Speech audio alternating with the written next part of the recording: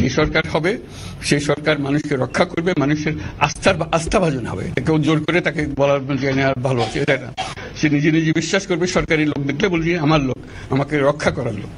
সেই আস্থাটা আমাদেরকে ফিরিয়ে আনতে হবে মানুষের মনে, তাহলে মানুষও যোগ দেবে এটাতে। মানুষ এখন পিছিয়ে থাকে যে কিসের মধ্যে আমাদেরকে ঢুকিয়ে দিচ্ছে।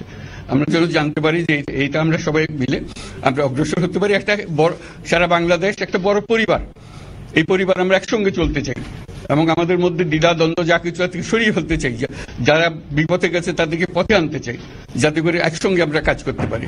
এর মধ্যে আমরা শুনলাম, আসার পথে শুনে আসছি যে এখানে আইন শৃঙ্খলা ব্যাঘাত হচ্ছে, মানুষকে আক্রমণ করছে, ঘরবাড়ি জ্বালিয়ে দিচ্ছে, সম্পদ জ্বালিয়ে নষ্ট করছে, চুরি করছে, দিয়ে যাচ্ছে, অফিস আদালতে আক্রমণ করছে, সংখ্যালঘুদের উপর আক্রমণ করছে, হিন্দু, বৌদ্ধ, খ্রিস্টান, আহমদিয়া সবার উপর আক্রমণ করছে।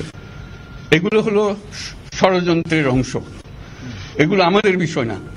আমাদের কাজ হলো এটাকে রক্ষা করা, সবাইকে রক্ষা করা, এটাকে প্রতিটি মানুষ আমাদের ভাই, আমাদের বোন, তাদেরকে রক্ষা করা এবং আমাদের একটা শৃঙ্খলা ফিরিয়ে আসা।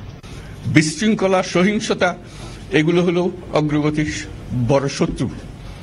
আমাদের যে যাত্রা শুরু হলো সেই যাত্রার শত্রু, কাজে এই শত্রুকে যাতে রোধ করা যায়, তাদেরকে বুঝিয়ে শুনিয়ে হোক, তাদেরকে আইন শৃঙ্খলার হাতে দিয়ে হোক, এটা বোঝাতে হবে। তাকে মেরে পেতে এটা ঠিক না, আইন শৃঙ্খলা নিজের হাতে ঠিক না।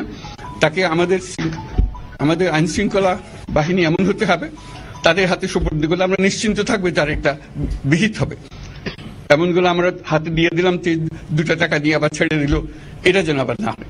তা আমাদের সেই আস্থাটা আমাদেরকে আনতে হবে। কাজে আইন শৃঙ্খলাটা এখন আমাদের প্রথম কাজ। এই আইন শৃঙ্খলা ঠিক না হওয়া পর্যন্ত এটা আমরা অগ্রসর করার জন্য পদক্ষেপ নিতে পারবো না।